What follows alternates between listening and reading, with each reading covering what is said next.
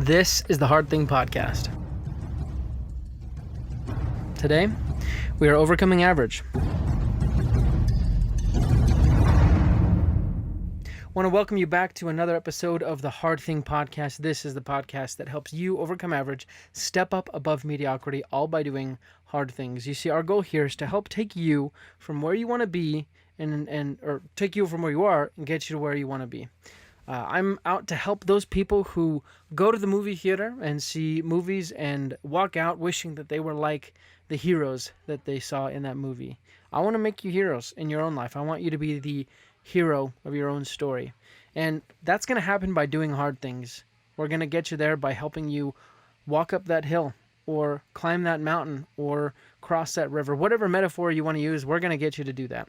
Before we get into today's show, which is actually a conversation show between me and a guest, I'm going to talk about a couple of announcements. So first one, go ahead and check out our Facebook group. We have a new Facebook group, facebook.com/groups/The Hard Thing Podcast, where you can connect with other like-minded individuals and find better ways to overcome average and improve your life. One thing about the Facebook group that I like is the ability to connect and meet up with people who are doing things like you, and hopefully give you some accountability as well. So go ahead and check that out. Second of all, reach out on our website, see what we got going on there. We have t-shirts and hoodies and things. So go look at thehardthingpodcast.com. Last but not least, check out Operation Underground Railroad and help us raise $1,000 for Operation Underground Railroad. They are a nonprofit organization that goes undercover to rescue kids from sex trafficking. It's a big job. They need lots of help. So we want to raise $1,000 for them. Go to gofundme.com/overcoming-average. Donate some money there. Now, let me talk about today's guest today. I talk with Cynthia Zai. She is a voice coach, and voice as in vocal coach, but also speaking coach, helping you learn how to better communicate. And today is a very interesting conversation. It's kind of a bit jumpy. We had some bad internet connection, but I'm still putting it out there because I think it's useful. One thing that I took away from today's episode the most is how to breathe properly.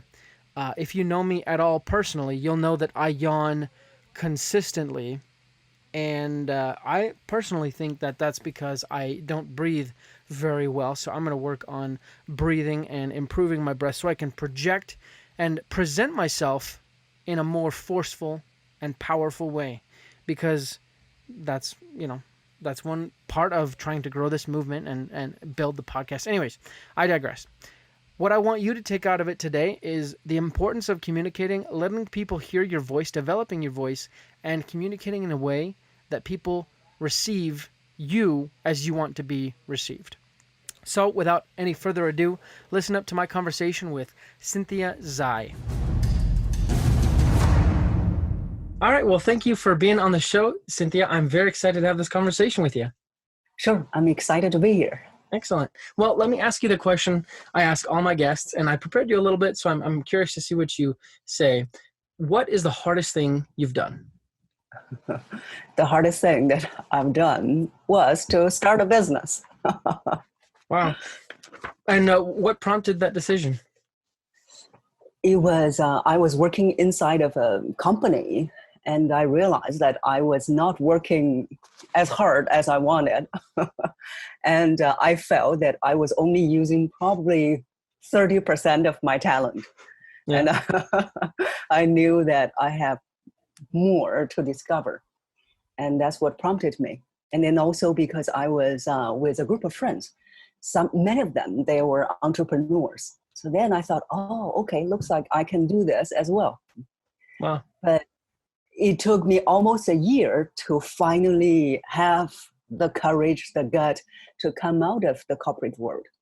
Because whenever I thought about starting my own business, I said, oh my God, this is terrifying. So I was feeling very terrified.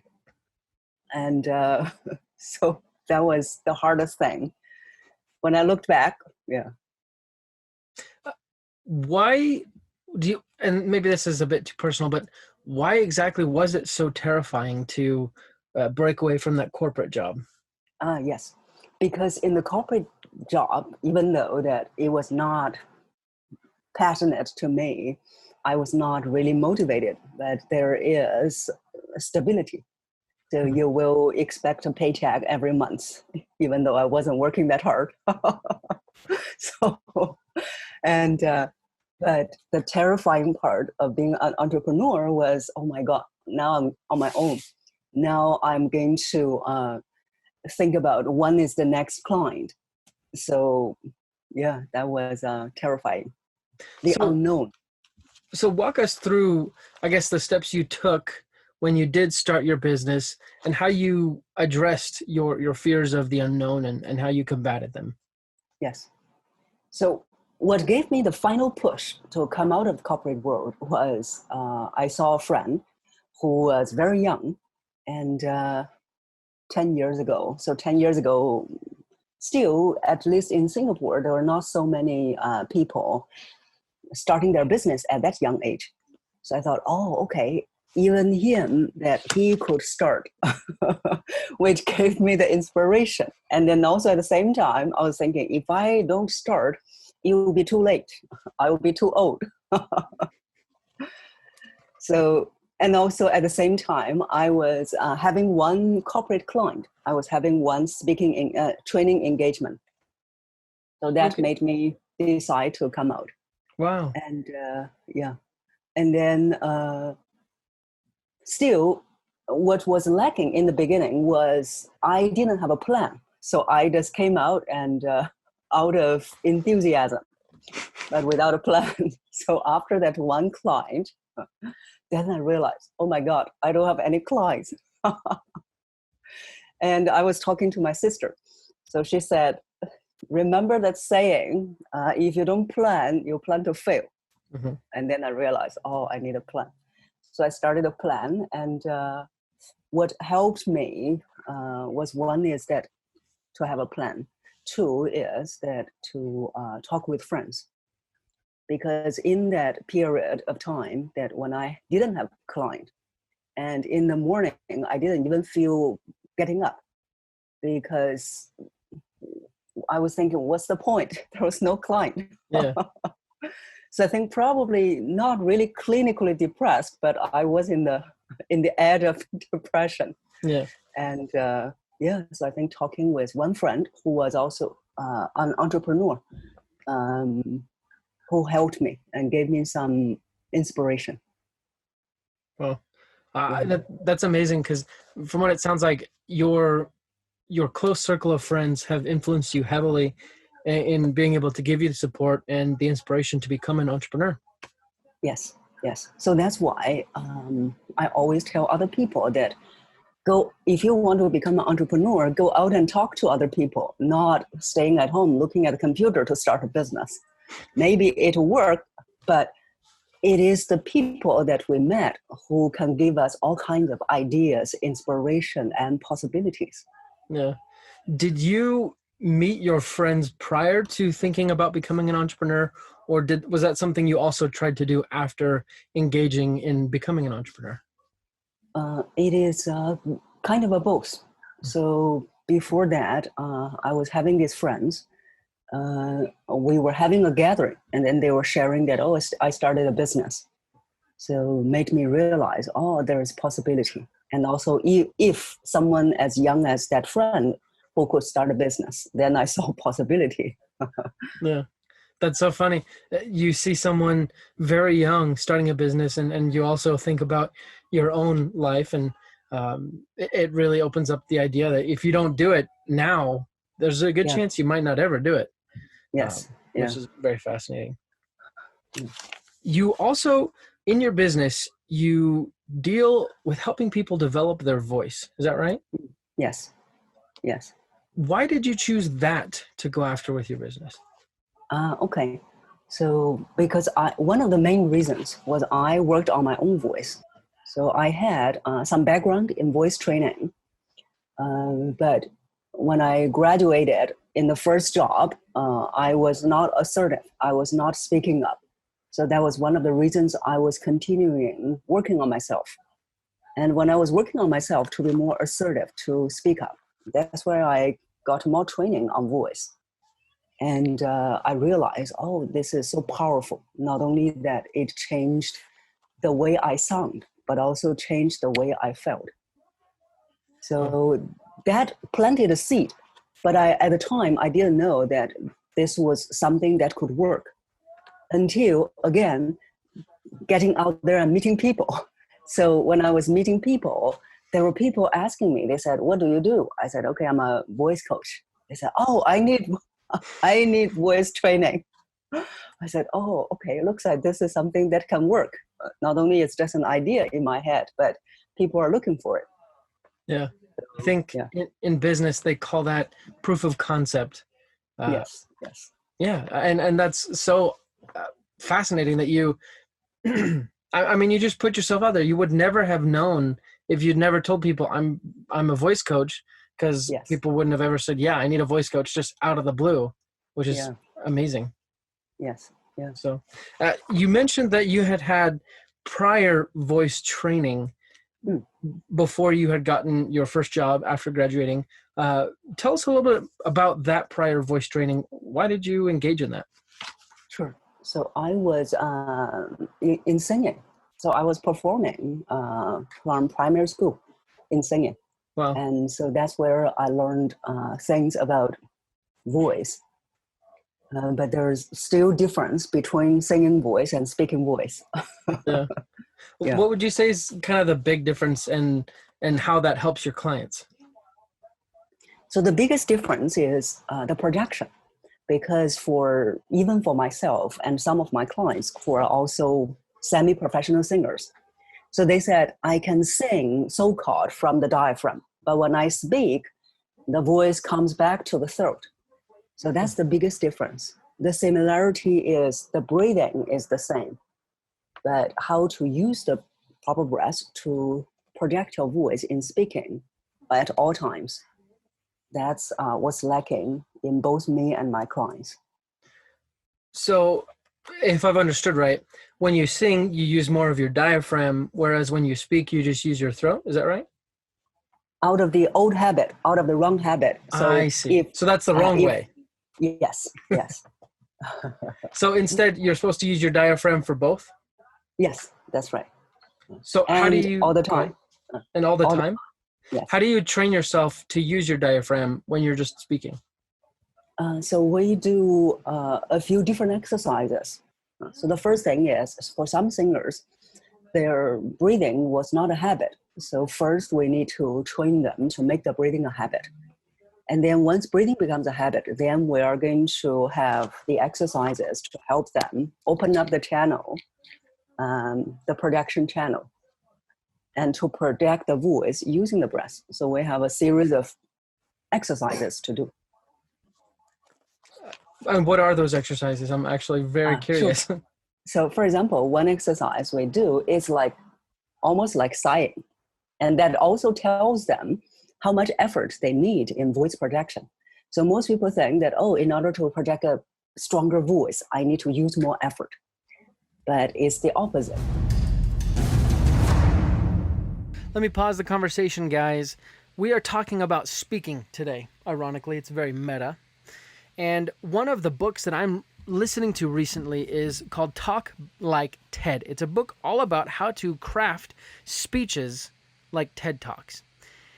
And there's a quote. It is, and I forget who says it, but every time you open your mouth, you audition for leadership. So whether or not you enjoy public speaking, which statistics say that you probably don't, whether or not you enjoy public speaking, you will likely have to speak not only to other people to convince them of your point of view or to present yourself, but you will likely have to present in a formal setting. So I want to give you the chance to prepare for that by getting a free audiobook and listening to Talk Like TED on Audible. So go to audibletrial.com/thehardthingpodcast. Get a free audiobook today. They offer over 180,000 titles, but I would recommend Talk Like TED. And you actually get a free 30-day trial as well, so you can get other audiobooks at a discount. It's an excellent, excellent service. I love Audible. I listen to audiobooks every single day. And again, Talk Like TED, amazing book. Go get it for free, audibletrial.com/thehardthingpodcast. Start to talk like TED. While you're doing that, though, let me get back to this show. Sorry about that. No problem. That's so strange. It just cut. I don't. So, but I switch things around. So yeah. Oh, Shouldn't Sometimes happen it again. happens. Yeah. So, anyways, you were talking about, The I had asked you, exercise. exactly, I had asked you about your Yes. exercises. Yes. So, yeah. And the exercise will help people to realize, oh, voice projection does not need effort. And also is quite easy to do. The exercise is just to sigh with a word. So for example, if we sigh with the word hi, it will be, so it's very relaxing. And at the same time, you started to feel the sound more in the body. Coming from your diaphragm. Yes. Yes. So it sounds something like, hi. Is that, or am I Uh, pushing too much? okay. So you can make it even more relaxing, as if that you are going to give out your last breath. So, That's so interesting. okay. Yes. Where So did you then learn there that is less exercise? effort. Okay, so this is one of the exercises I learned along the way. So, Wow, that's awesome. And then could you give us another example of an exercise you might have your clients do? okay, so this is the exercise uh, that'll help people, especially in the morning. For example, in the morning that they feel, oh, my voice is not waking up. And when people are speaking, it will take them probably half an hour to sound so-called normal. Mm-hmm. So some of the exercises they can do to help them warm up the voice. And the easiest one is just to hum any tunes. Really? Yes. So for example, the moment they wake up from their way to the bathroom, they can just hum. So just 1 minute of humming or even 2 minutes to help them warm up the voice.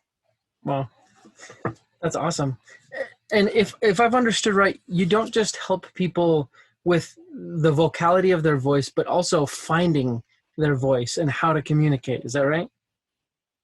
Yes. Yes.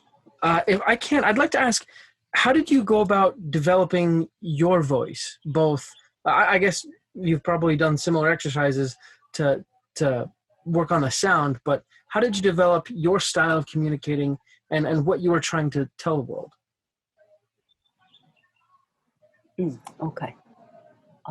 So my style, I think I didn't particularly develop, but I was letting it happen naturally. And then now, when I teach other people, then I realize what was working. Mm-hmm. So it's the one of the things that I teach other people, my clients, is authentic. So don't try to adopt another person's voice or another person's style. So you can learn anything, everything, but you pick whatever feels comfortable to you. So for me, most of the times when I speak, it is natural, and at the same time, to some of my friends, is surprising to them. When they first saw me speak, they said, "You are funny." So I wasn't I wasn't trying to be funny. It was just my way of speaking. So I Wow. think when I do that with my clients is we are trying to find out first what is their personality like.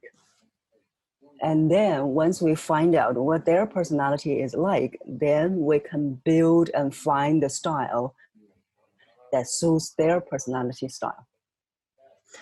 Have you ever had a client that has been very afraid of speaking in public situations?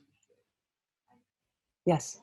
So I have clients who are quite experienced speakers, but there are also clients who are not. Many of them, whenever there was opportunity to speak, they would find all kinds of excuses to postpone it. Or if the presentation, the speech was canceled, they would be very happy. Mm-hmm. So yes, I had worked with clients who had that kind of situation. And also there was one who was it was very serious for him. So when he came to me, he said, whenever I have the opportunity to speak, the whole week before that presentation, I would be in anxiety mode. Mm-hmm. And then I tried to prepare my speech, but I just couldn't focus. So for him, it was not even anxiety to speak. It was almost like a phobia. Wow. Yeah. So. And what sort of things yes. did you do to help these clients get over these fears? So one of the things is to help him and also all the other clients realize what are they really afraid of. Because most of the times they thought, oh, I'm afraid of speaking in front of the public. That was only the surface problem. What actually made them fear of speaking in public when we are digging deeper, one is the fear of being judged, the fear of not knowing enough. So some of my clients will say, oh, I'm afraid that I sound stupid. And the fear of being visible. So when we are digging deeper, we realize all kinds of these issues. And then instead of working on the techniques to manage the nervousness, we need to work on solving these deeper mindset blocks. So that's what we do to help them really feel more confident, feel more comfortable as well. Well, so in a way, you're not just a voice coach, but depending on the client, you dig a little deeper, and you're kind of a mindset coach to a certain extent, right? Yes. Wow. Because, it is like everything we do. Like even for me, running a business. So running a business is not just learning all kinds of business skills. And along the way, there are so many things that I needed to work on my own mindset in running a business. Yeah. And I'm actually fascinated with that. Could you give us an example of a lesson you learned when you first entered into the business world on your own, and how that might have related with a mindset that you had? Yes. So for example, one of the things I realized that I had a fear of rejection. And if you're running a business, then you will be facing rejection all the time. So I had to work through the fear of rejection to be okay with people rejecting me, to be okay with rejection. What advice would you give to someone who fears, like you did, rejection? It's rejection is part of being an entrepreneur, or even part of, especially if people are in sales, if part of being a salesperson. But rejection is not, they are not rejecting you. They are rejecting the service or the product that is not suitable to them, or that is not meeting their needs. So when we are not taking that personally, then we will be okay with it. So that's one of the things that for me to change is a shift in my perspective. Yeah. Going back to that mindset of separating yourself from the product and the business, and then there's you. People don't deny you. They don't reject you. They're rejecting the business. It's very, very insightful, actually. Yes. Yeah. I have kind of a question. So you deal mostly with business owners and kind of leaders within businesses, I'm assuming, right? Yes. So how would someone kind of, like a lower level person, a younger person who is just getting into the workplace, how would they apply these principles in their life? Okay. So for them, because at that stage of their life, voice may not appear as important yet. So my clients, for example, for business professionals, CEOs, leaders, so they speak all the time. They realize the importance of voice. But for those people who just went into the workforce, even though they didn't realize the importance of voice, but it is important to them. So one of the things is, for example, if they are speaking to a leader, they need to sound confident. If they are a salesperson, they need to sound trustworthy. So these are the things that will actually help them to speed up their career advancement. So even like the exercise that we did, like that help them to sound much more confident, much more relaxed. Is it kind of a case where you could do that exercise prior to, let's say, an interview with your boss, and it would help, or do you have to do that consistently for a certain period of time beforehand? Yes, to see the benefits? the latter. So they need to practice that for about at least 2 weeks. So that is the starting stage of that step, which I call projection. So that is the starting step of projection. They need to practice that exercise for at least 2 weeks. And then they started to realize, my voice, my daily speaking voice has some changes now. It felt relaxed, felt more confident. Do you have kind of a handful of daily routines that you use to get your voice to where you'd like it? Yes. So it's more for my clients. Those are also some of the exercise was what I did when I was working on my voice. And the other part, some of the exercises were what I developed. So based on the situation of different clients. So the exercises when they're starting to work on their voice to so-called change the voice from throat to the body, those will be the things that they need to do at different stages. So for example, the first 2 weeks, they need to practice one exercise. And then after the first 2 weeks, the next 2 weeks, they need to, based on their progress, they need to practice another exercise. So it's a progressive process. Wow.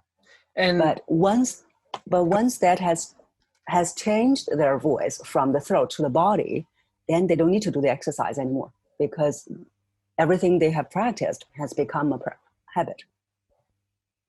I see. So it's a skill you learn, and these exercises are only stepping stones to the eventual skill. Yes. Fascinating. Pause on the conversation, guys. Today we aren't talking so much about physical fitness, but I want you to remember, with everything you do in your professional career, you need to keep your mind and body strong. Otherwise, it's not worth it because you're cutting the head off the goose that lays the golden eggs, basically. So make sure you keep your body strong and your mind. But we already talked about your mind with the Audible. But now we're going to talk about your body. So get some supplements to fuel your body and get it to where you need to go. So go to allegiance.onemissionnutrition.com/the Hard Thing Podcast to get high-quality supplements for your nutritional needs. Also, know that every product you purchase there goes towards helping make a strength box for soldiers overseas. One Mission Nutrition is a great company. They stand for something which is rare in today's society. So go there, get some great supplements. While you're doing that, though, let me get back to the show. What is the proper way to breathe? Yes. So the proper way to breathe is when you are breathing in, you should see that the abdomen, the belly, is coming out. And when you breathe out, you should see the belly goes in. But for most people, it is the opposite. And the opposite, which is the wrong way, is the default breathing for most people. Because that when we are growing up, we started to experience all kinds of negative emotions, stress. So all those negative emotions and stress, they make people become tense. And when they're tense, the breathing is the wrong way. So for most people, if they have never trained on purpose, their breathing is the wrong way, but it is the default breathing for most people. Wow. And it takes, you said, 2 weeks to train yourself out of the bad habit and into the good one? 2 months. 2 months? I guess I better get started, right? Yes. So 2 weeks is that for breathing, to make breathing a habit, we have 3 different levels of exercises. So each level takes about at least 2 weeks. Wow. And for the breathing, these are techniques that you just discovered, or you came up with, realizing how it made you feel better?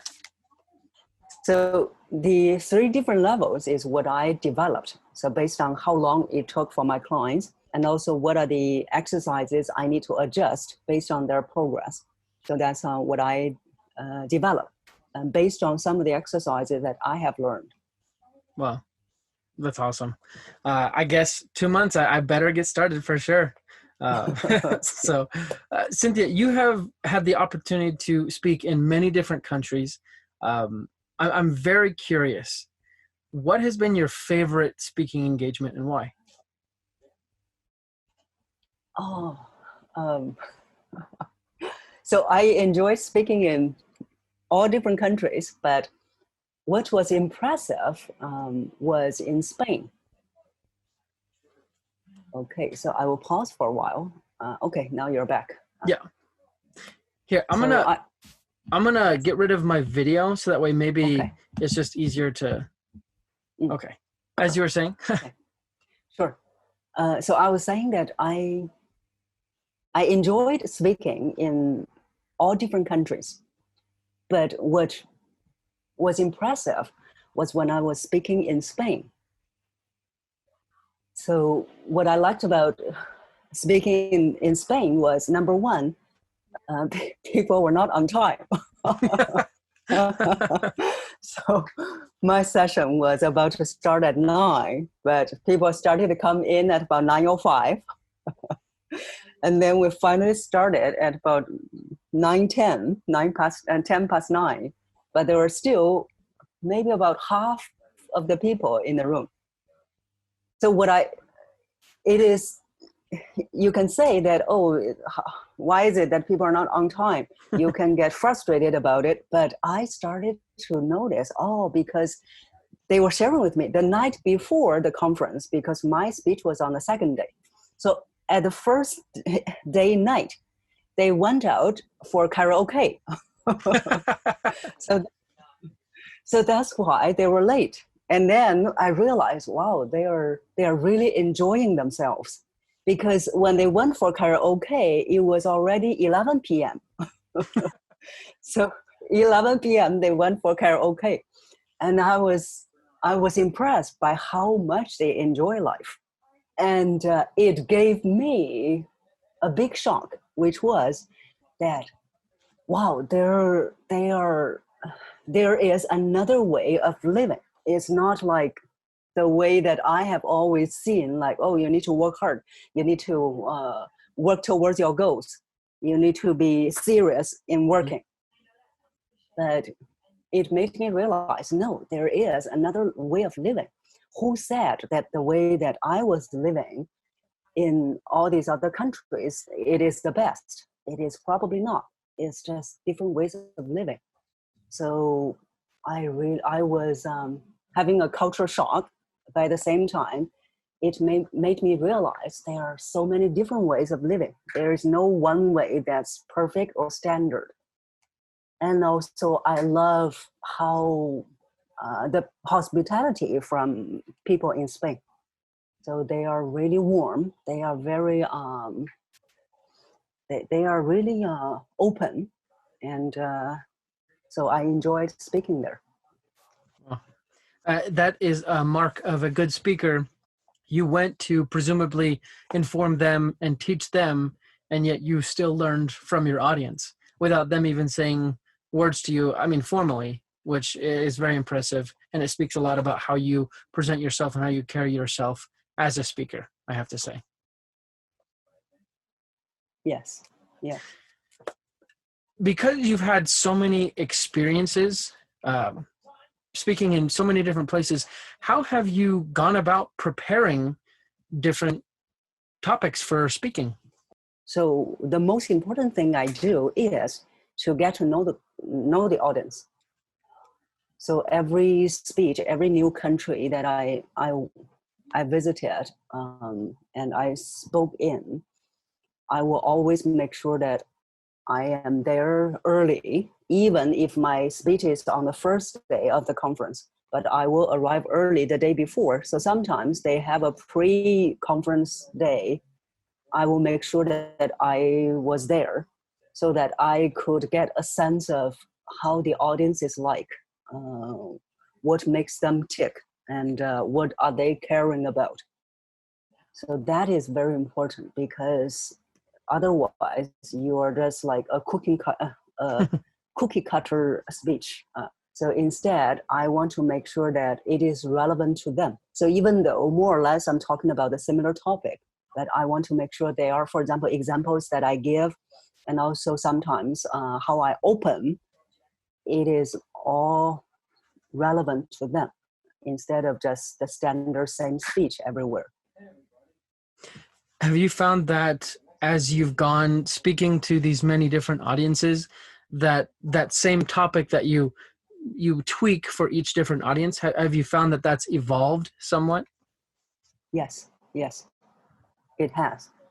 And yeah, it has evolved. And also it is really relevant to that specific audience. Well, um, now, obviously, speaking in so many different situations, there have been instances, somewhat like kind of my podcast today, where you have bad internet connections, or you have, you know, things that aren't going right. So what do you do when maybe your speech or your talk isn't going as well as you'd hoped? Okay. So the first thing is that I would always check back on the audience. So for example, if I'm speaking and then I notice that the audience are not responding, so number one is never assume that, oh, they're not interested. So like some of my clients, they will say, oh, they're not interested. If you are thinking they're not interested, then the motivation for you to speak would be getting less and less. So number one is never assume. And then sometimes maybe, for example, in some countries, they have challenge understanding English. So then I would want to make sure I check in with the audience. So the check-in doesn't mean that I ask them, oh, do you understand? Instead, I would ask them, I said, okay, what was your biggest takeaway from what we just shared? And then I'll hear from them to see that where they are, how much they have received just now. And then from there, I will be able to tweak at the moment to make sure that I keep on engaging with them at the same time to speak on a level that they can understand. So you, in a sense, you are seeking feedback basically from your audience whenever you can get it. Yes, yes. Wow, that's awesome. And I'm assuming you're not stopping your speech mid-sentence to ask, how are you receiving this talk, right? No. So because otherwise, sometimes they may think, what, are you thinking that I'm stupid? And you don't want that. No. So as a speaker, you want to make sure, you want to make yourself look stupid in some situations, but never the audience. So you can, yeah. So all of these, you would basically wait till after your talk or your speech and then get a sense for how it was received? So if I notice that the audience is not responding, then I would quickly finish what I wanted to say, a sentence, and then immediately check in. So it's not waiting for some time to check in. I see. So you go to a logical stopping point, and then you check in with your audience to see how they're doing. Yes, yes. Perfect. So that's what I enjoy about speaking, because it is putting me on the edge at all times, that I need to be in the moment to check in the audience at all times, instead of just come in and give a prepared speech without any connection. Yeah. Was there ever any time where you were asked to give a talk or a speech and you were very nervous or scared? I wouldn't say very scared, but there is situation that where I have the more nervousness. So I always tell my clients that at all times, we will still have nervousness, no matter how experienced we are. So before every speech, I still get nervous. But there are situations that I get more nervous. Like if I have many years ago, when it was the first time that I was speaking to a large number of audience. At the time, it was a large number, so it was 1,500 people. So when I got the news saying that, oh, you're going to speak to 1,500 people, that's where I got more nervousness. But we are not going to let nervousness paralyze us. So I started to think of strategies on how am I going to engage all these people, 1,500 people, to make sure that everyone is engaged and also make sure everyone feels that I am talking to them. So yeah, that's more nervousness. Yeah, I can definitely attest to that. I've only been doing podcasting almost a year now. I've talked to a lot of people, and even now I still get nervous, and I'd imagine that I'm still going to be nervous many, many years down the road whenever I interview or talk to people. Mm-hmm. I want to switch gears a little bit and ask a few more questions about your business itself. So when you first started your business, um, I'm guessing you found most of your clients via referrals. Is that right? That was part of it. So in the beginning, if I was new, and also this is to whoever is listening, if they are new entrepreneurs, Mm-hmm. is that you need to get your name out there. So in order to get your name out there, 10 years ago, the internet marketing was just starting. So what I did was I was attending a lot of events and networking events, conferences. So just to go out there and meet people and get my name out there. So that was the first thing that I did. And then the second one was because the internet was just starting. So I set up my LinkedIn profile. And then who knew? I never expected that. Who knew that I got one client from LinkedIn? And so then I started to do a lot of online things like YouTube channel. And yeah, so now I think for entrepreneurs it's easier. The internet marketing is so popular now. But still, I would encourage them to go out there and meet people.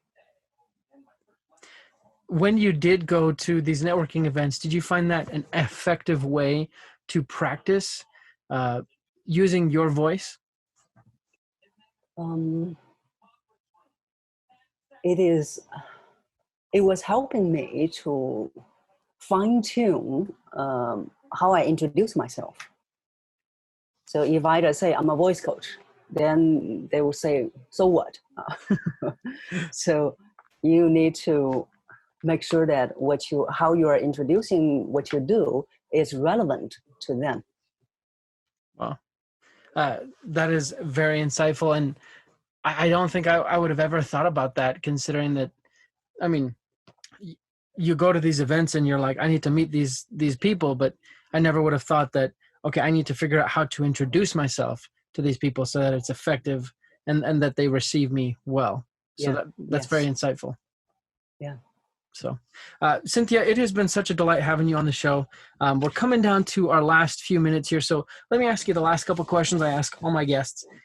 First one is, based on our conversation today, what 1 to 3 action items would you give our audience to do today or this week to improve their lives? Sure. So I think the first two things that we covered, one is that when they wake up in the morning, they can start humming. Because when they're humming, it's not only waking up their voice, but also lift up their mood. Because we never heard that any depressed people, they hum. So that's one thing they can do, humming. And then the other thing they can do is to sigh with the sound more. That'll help them start to sound more relaxed, which is, so this is the second exercise.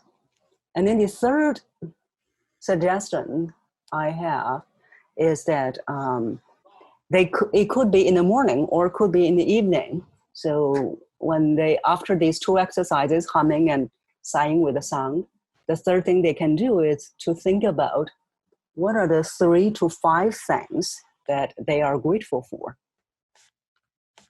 So keeping a gratitude journal was also what made me go through that almost depressed period. Because when we are in this depression, in this frustration, in all of these negative emotional period, we were not focusing on what we are grateful for. So I remember I was counting 5 things that I felt I was grateful for. And I kept doing that for 1 month. And after 1 month, I realized that I became happier, because when we are grateful, we are focusing on the positive. We are focusing on what's working. And that actually helped me get happier and also change the way I do things. I will do things that will make me feel grateful instead of doing things that will make me feel frustrated. So that's the third suggestion and advice that I have.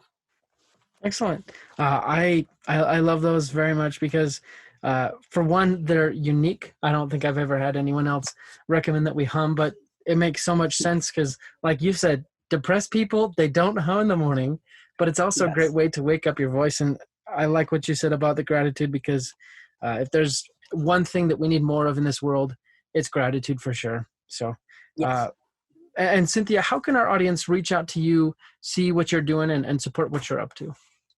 Sure. So the best way is that they can go to my YouTube channel. And on YouTube channel, I have more than 130 videos. Each video is about 3 to 5 minutes, teaching them some voice exercises. Right now, I think we'll be very soon hitting 40K subscribers. Wow. So they can go to YouTube and then just search in the box, Cynthia Voice Coach. Awesome. I will get that up in the show notes and I'll link it so they can just click it and it'll take them right there. But thank you so much for being on the show, Cynthia. I've really enjoyed this and I've learned a lot, especially about breathing. That's something that I'm really going to work on because I'm a terrible breather. So thank you for being on the show. Sure. It's a pleasure. Thanks so much, guys, for listening to that episode. Like I said, it's very interesting.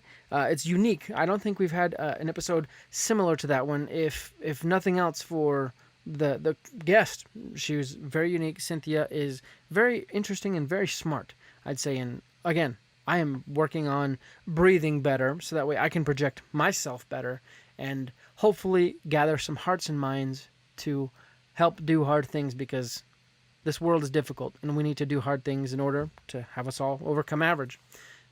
But again, thanks guys for listening to the show. I really appreciate it. I couldn't do this without you. Life is tough. Sometimes it's tougher when you feel like you're all alone. And when you're a podcaster, it can definitely feel like you're all alone. But it's nice to know that there are people out there listening to what I have to say. And not just me, but the guests I bring on, which have been so phenomenal. Definitely reach out to us, band with us, go to our Facebook group, facebook.com/groups/The Hard Thing Podcast, and reach out to me or follow me on Instagram and Facebook at The Hard Thing Podcast. I actually come out with posts Mondays, Wednesdays, Thursdays, sometimes Fridays, all sorts of days. Basically, if it has a Y, I'm probably posting something on those platforms. Maybe. I don't know. We'll see. But anyways, thanks so much, guys. Tune in on Thursday for our Thursday meditation show. You'll hear from me talking about things that I feel are important and useful to your life. And I want to send you out with some hopeful wishes, some good luck, and the injunction to do hard things. Because guys, the more hard things you do, the more you will overcome average.